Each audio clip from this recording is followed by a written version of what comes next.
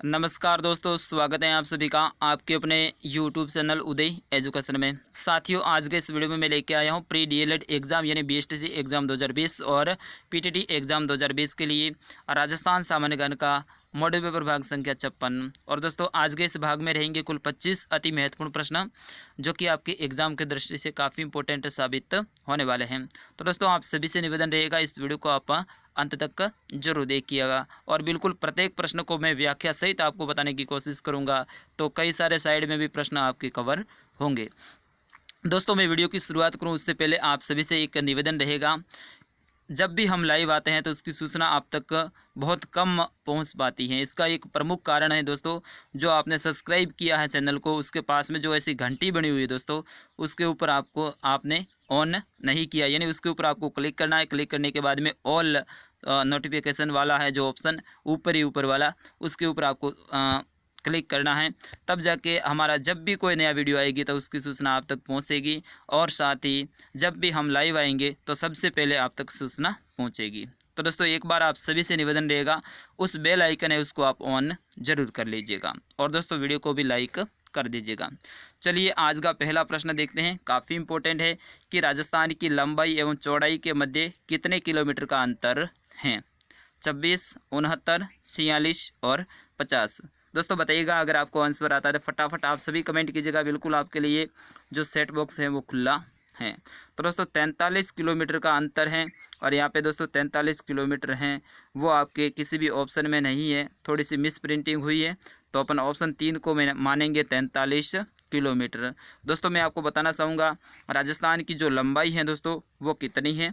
तो राजस्थान की दोस्तों लंबाई है वो 826 किलोमीटर है और राजस्थान की चौड़ाई है दोस्तों 869 किलोमीटर है। इन दोनों में अपन अंतर की बात करेंगे तो 43 किलोमीटर का अंतर होता है, यानी राजस्थान की लंबाई कम है और चौड़ाई ज़्यादा है। चलिए, अगला प्रश्न अपन देखेंगे। राजस्थान का कौन सा जिला पाकिस्तान की सीमा के साथ में सर्वाधिक लंबाई रखता है, यानी पाकिस्तान के साथ में ऐसा कौन सा जिला है जो सर्वाधिक लंबी सीमा बनाता है? दोस्तों पाकिस्तान के साथ में राजस्थान के 4 जिलों की सीमा लगती है। ये चारों के चारों आपके ऑप्शन में दिए हुए हैं। तो ऑप्शन सी रहेगा जैसलमेर।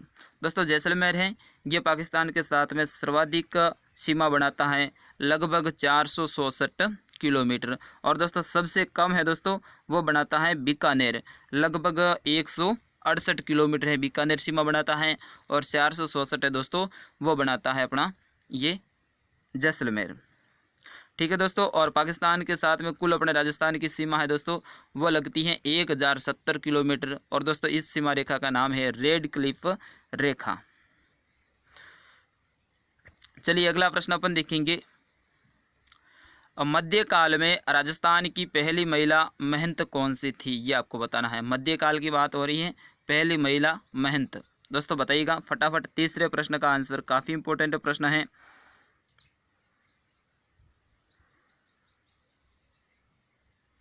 तो ऑप्शन ए रहेगा सहजोबाई। दोस्तों सहजोबाई है, ये मध्य राजस्थान की पहली महिला संत थी। दोस्तों आप सभी से निवेदन रहेगा, एक बार आप वीडियो को लाइक कर दीजिएगा और लाइक करने के बाद में आप अपने दोस्तों तक शेयर भी जरूर कीजिएगा। चलिए आज का चौथा प्रश्न अपन देखेंगे कि विश्व में एकमात्र ऐसा कौन सा हिरण है जिनके नर के 4 सींग होते हैं तथा ये मृग केवल भारत में ही पाया जाता है। दोस्तों काफ़ी इंपॉर्टेंट प्रश्न है, स्टार लगा दीजिएगा इस प्रश्न को आपके एग्जाम की दृष्टि से। फटाफट बताइएगा। बिल्कुल आप सही आंसर बता रहे हैं, बिल्कुल सही बता रहे हैं आप सभी। ऑप्शन सी बता रहे हैं, सही हैं। तो ऑप्शन सी रहेगा सोसिंगा। दोस्तों सोसिंगा है, इन्हीं के बारे में ऐसा कहा जाता है, ये केवल भारत में ही पाया जाता है। दोस्तों सोसिंगा या फिर शीतल है, इसका स्थानीय भाषा में जो मेंढल है उसकी शरण स्थली के नाम से पुकारे जाने वाले जो सीता माता अभ्यारण्य है वहाँ पर ये पाया जाता है। और दोस्तों कृष्ण मृग हैं, आपके ऑप्शन 2 में दिया हुआ है, ये कृष्ण मृग हैं, ये कहाँ पाया जाता है? सभी बताइएगा, सभी बताइएगा। जितने भी देख रहे हैं भले 10, 12, 15, वो टेंशन नहीं है, आप सभी आंसर कमेंट करते जाइएगा। तो बिल्कुल हो जाएगा ताल शापर अभ्यारण्य। दोस्तों कृष्ण मृग हैं, ये ताल शापर अभ्यारण्य में पाए जाते हैं। और दोस्तों सोसिंगा है, ये सीता माता अभ्यारण्य में पाया जाता है। चलिए अगला प्रश्न देखेंगे कि वृद्धा में राजस्थान सेवा संघ की स्थापना कब की गई थी? दोस्तों वर्धा है, ये महाराष्ट्र में है। यहाँ पे राजस्थान सेवा संघ की स्थापना हुई थी। तो यहाँ पे प्रश्न में ही एक और प्रश्न आपको उसका आंसर मिल रहा है कि राजस्थान सेवा संघ की स्थापना कहाँ हुई थी? तो वर्धा में हुई थी, और ये कहाँ है? महाराष्ट्र में। दोस्तों कब की गई थी ये आपको बताना है। सभी बताइएगा इसका आंसर। बिल्कुल कमेंट बॉक्स आपके लिए खुला है, आप सभी आंसर बताइएगा इस प्रश्न का। तो पाँचवें प्रश्न का अपना ऑप्शन रहेगा ए, यानी 1919 में। और दोस्तों ये किसके द्वारा की गई थी? तो ध्यान रखना है, हरि भाई किंकर के द्वारा ये इसकी स्थापना की गई थी। चलिए अगला प्रश्न अपन देखेंगे। वह कौन सी सभ्यता है जहाँ पत्थर के बांधों के अवशेष प्राप्त हुए? यानी ऐसी कौन सी सभ्यता में पत्थर के बांध उनके अवशेष प्राप्त हुए हैं?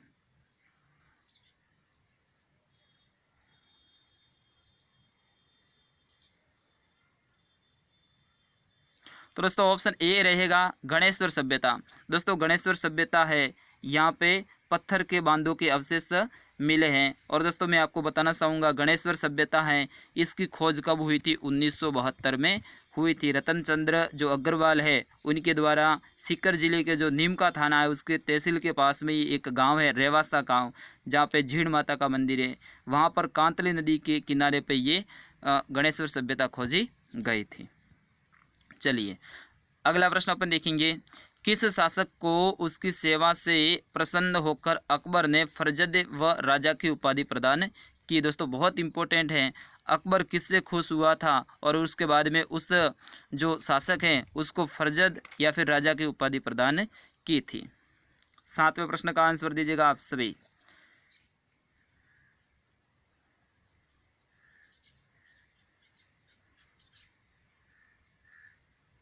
तो दोस्तों ऑप्शन ए रहेगा राजा मानसिंह। बिल्कुल आप सभी सही आंसर बता रहे हैं, ऑप्शन एक यानी राजा मानसिंह। दोस्तों राजा मानसिंह को अकबर ने ये उपाधि प्रदान की थी। चलिए अगला प्रश्न अपन देखेंगे। बनी ठनी चित्र राजस्थान की किस चित्र शैली से संबंधित है? यानी बनी ठनी चित्र शैली है ये कहाँ की प्रसिद्ध है, ये आपको बताना है। दोस्तों काफ़ी इंपॉर्टेंट प्रश्न है, सभी आंसर दीजिएगा।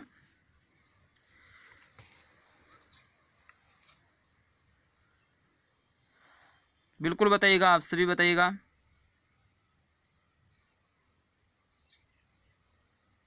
तो अपना ऑप्शन ए आप सभी बता रहे हैं किशनगढ़ शैली, बिल्कुल सही है। आप सभी ऑप्शन ए एक बता रहे हैं, बिल्कुल सही है। दोस्तों बनी ठनी है ये किशनगढ़ की है, अपना ऑप्शन एक। चलिए अगला प्रश्न अपन देखेंगे। मध्यकालीन राजस्थान में सामाजिक बुराइयों को दूर करने के में प्रमुख योगदान किसने दिया था, ये आपको बताना है। मध्यकालीन राजस्थान में सामाजिक बुराइयों को दूर करने में प्रमुख योगदान किसका रहा है, ये आपको बताना है। 9वें प्रश्न का आंसर दीजिएगा सभी। तो ऑप्शन एक रहेगा संत दादू दयाल जी। दोस्तों दादू दयाल जी ने दादू पंथ की स्थापना की थी, वहाँ वो कहाँ पर की थी? नारायणा गांव है दोस्तों जयपुर ज़िले में, वहाँ पर इन्होंने दादू पंथ की स्थापना की थी। और ये दोस्तों दादू पंथ की प्रधान पीठ भी कहलाती हैं। चलिए अगला प्रश्न अपन देखेंगे, काफ़ी इंपॉर्टेंट है ये भी। चित्तौड़गढ़ में विद्या प्रचारिणी सभा की स्थापना कब की गई, ये आपको बताना है। विद्या प्रचारिणी सभा है दोस्तों, इसकी स्थापना कब की गई? दोस्तों काफ़ी इंपॉर्टेंट प्रश्न है ये, सभी बताइएगा, बिल्कुल सभी बताइएगा इसका आंसर। तो ऑप्शन ए रहेगा 1914 में। दोस्तों 1914 में विद्या प्रचारिणी की स्थापना की थी। और दोस्तों किसने की थी? तो आपको ध्यान रखना है, हरिभाई कीकर एवं विजय सिंह पथिक के द्वारा ये की गई थी। और यहाँ पे दोस्तों भील जनजाति में जन जागृति लाने वाली ये पहली राजनीतिक संस्था थी। तो ध्यान रखना है, विद्या प्रचारिणी सभा है ये भील जनजाति है, उनमें जन जागृति लाने के लिए ये पहली एक राजनीतिक संस्था थी। चलिए जोहर का मेला कहाँ भरता है? दोस्तों काफ़ी इंपॉर्टेंट प्रश्न है, स्टार लगा दीजिएगा, बिल्कुल ऐसे ही प्रश्न आपके एग्जाम में आएंगे। जोहर का मेला कहाँ भरता है?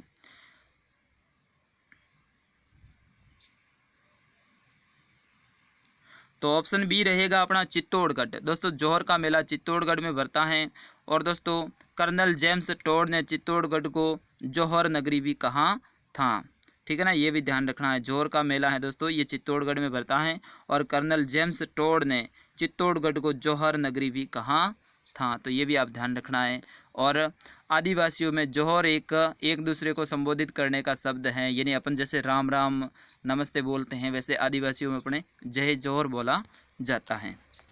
चलिए, राजस्थान के इतिहास को लिखने का श्रेय किसे दिया जाता है, यानी किसने राजस्थान के इतिहास को लिखा है, ये आपको बताना है।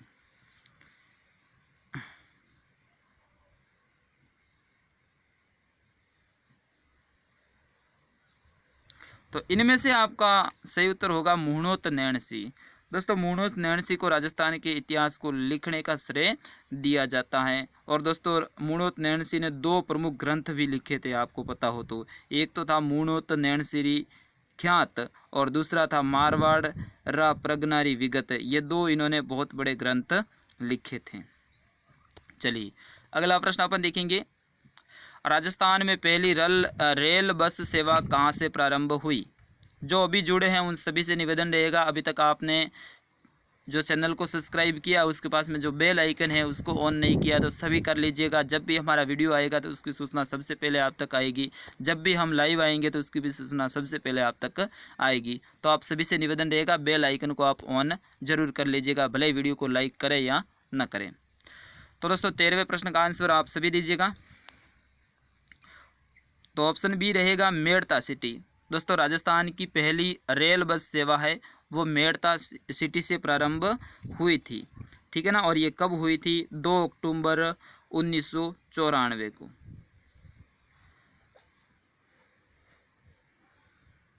चलिए, अगला प्रश्न अपन देखेंगे। मालदेव के पश्चात मारवाड़ का शासक कौन बना था, ये आपको बताना है। मालदेव के पश्चात मारवाड़ का है वो राजा कौन बने थे? राव मालदेव दोस्तों मारवाड़ के प्रतापी शासक। तो इनके बाद में है वो मारवाड़ के राजा कौन बने थे, ये आपको बताना है। तो ऑप्शन सी रहेगा राव चंद्रसेन। राव चंद्रसेन है ये राव मालदेव के बाद में मारवाड़ के शासक बने थे। बिल्कुल आपका सही आंसर आ रहा, आप सभी ने भी सही आंसर दिया है, धन्यवाद। 15वां प्रश्न। राजस्थान का वह कस्बा जो अपनी हवेलियों के कारण शेखावाटी की स्वर्ण नगरी कहलाती है वह कौन सा है? दोस्तों, यहाँ पे शेखावाटी का बोला जा रहा है, तो हवेलियों का नगर है वो जैसलमेर को कहा जाता है, लेकिन यहाँ पे शेखावाटी का पूछा जा रहा है, तो बताइएगा आप सभी।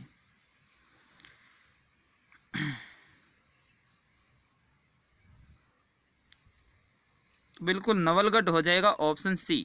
दोस्तों, नवलगढ़ हैं, इनको शेखावाटी की स्वर्ण नगरी भी कहा जाता है, हवेलियों का नगर भी कहा जाता है, गोल्डन सिटी भी कहा जाता है। तो ये सारे नवलगढ़ के उपनाम हैं।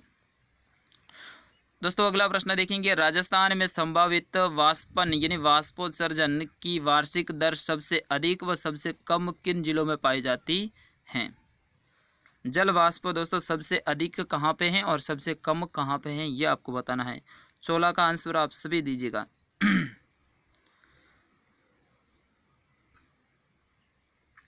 तो ऑप्शन सी रहेगा, बिल्कुल ऑप्शन सी रहेगा। सबसे अधिक जो वाष्पोत्सर्जन की जो दर है दोस्तों वो है जैसलमेर में, लगभग अपन मान के चले 200 से सेंटीमीटर यानी cm। और दोस्तों सबसे कम है दोस्तों डूंगरपुर और बांसवाड़ा की है, और डूंगरपुर बांसवाड़ा की अपन लगभग कह सकते हैं 130 के आसपास रहेगी, यानी 130 cm के आसपास। चलिए, अगला प्रश्न अपन देखेंगे। काजरी का संबंध किस जिले से है? काजरी का मैं पूरा नाम आपको बताना चाहूँगा, केंद्रीय शुष्क अनुसंधान केंद्र यानी काजरी। दोस्तों, इसका संबंध है वो किस जिले से है? दोस्तों, ये काजरी है ये मरुस्थल के जो विकास है उनको रोकने में काम कर रही है, यानी विस्तार मरुस्थल का लगातार हो रहा है, प्रति साल लगभग आधा किलोमीटर की दृष्टि क्षमता से ये बढ़ रहा है आगे, तो उसको रोकने के लिए काजरी काम कर रही है। ये एक संस्था है, जोधपुर में है दोस्तों। ऑप्शन 1 रहेगा इसका करेक्ट आंसर, और इसका पूरा नाम तो मैंने आपको बता ही दिया है, केंद्रीय शुष्क अनुसंधान केंद्र या फिर संस्थान काजरी। और दोस्तों इसकी स्थापना है वो 1952 में की गई थी। चलिए अगला प्रश्न अपन देखेंगे। राजस्थान में भूमि की उर्वरता बढ़ाने के लिए कौन सी फसल उगाई जाती है?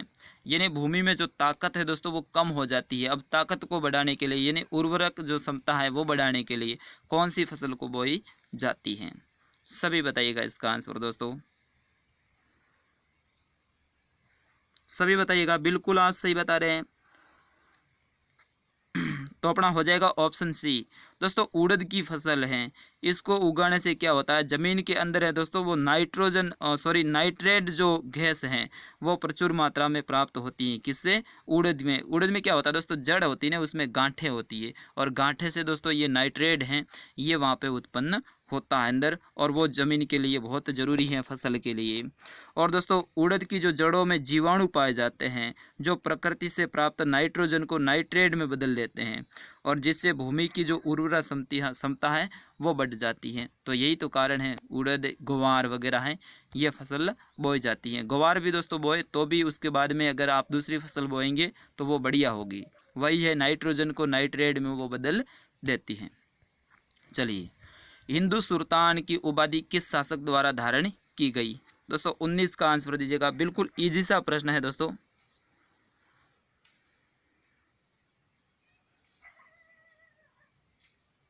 तो अपना ऑप्शन एक रहेगा महाराणा कुंभा।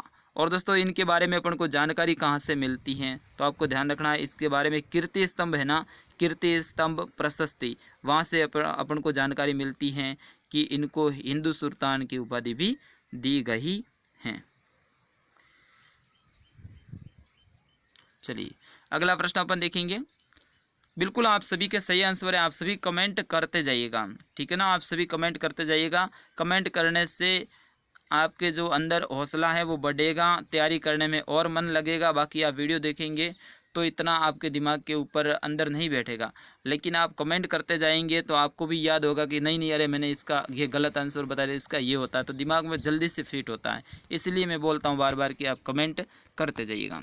वह कौन सा स्थान है जहाँ पर रत्नों की कटाई व पॉलिशिंग की जाती है?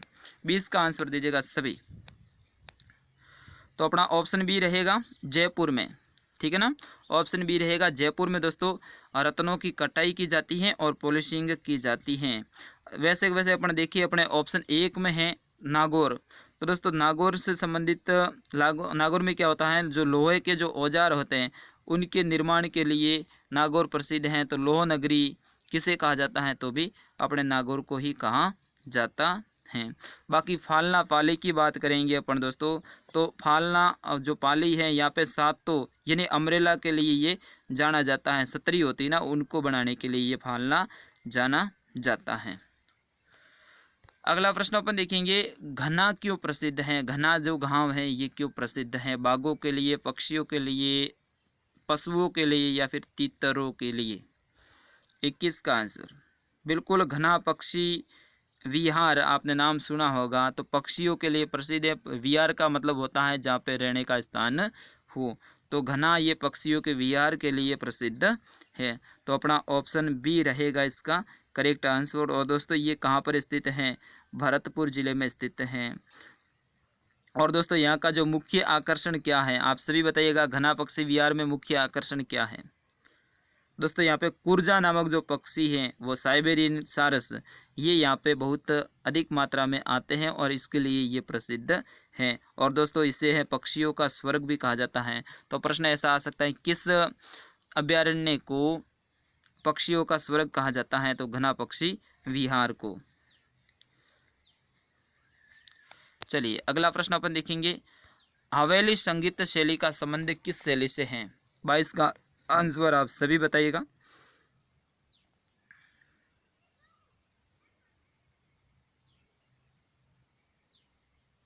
तो अपना हो जाएगा ऑप्शन एक यानी नाथ द्वारा शैली। चलिए अगला प्रश्न अपन देखेंगे, राजस्थान के प्रमुख महाराज प्रमुख कौन थे? राजस्थान के प्रथम महाराज प्रमुख कौन थे? 23 का आंसर दीजिएगा। तो महाराजा भूपाल सिंह अपना ऑप्शन हो जाएगा 2। और दोस्तों ये महाराजा भूपाल सिंह हैं, ये कहाँ के थे? उदयपुर के थे। चलिए अगला प्रश्न अपन देखेंगे, नाथद्वारा में श्रीनाथ जी की मूर्ति औरंगजेब के समय कहाँ से लाई गई थी, ये आपको बताना। दोस्तों श्रीनाथ जी की मूर्ति है अपने नाथ द्वारा यहाँ की नहीं थी, ये बाहर से लाई गई थी। तो ये कहाँ से लाई गई थी, और दोस्तों ये जब मुगल सम्राट औरंगजेब का राज था उस समय पे लाई गई थी। तो दोस्तों वृंदावन हो जाएगा अपना ऑप्शन डी, यानी दोस्तों ये वृंदावन से लाई गई थी, ठीक है ना। 1667 के आसपास ये लाई गई थी। चलिए, राजस्थान में धार्मिक सिंचाई माफ़ी चाहूँगा, राजस्थान में सर्वाधिक सिंचाई किस जिले में होती है? ऑप्शन सी रहेगा श्री गंगानगर में, ठीक है। अब एक प्रश्न है मैं आपके लिए लेके भी आया हूँ, इस प्रश्न का आंसर आप सभी को वीडियो के कमेंट बॉक्स में बताना है।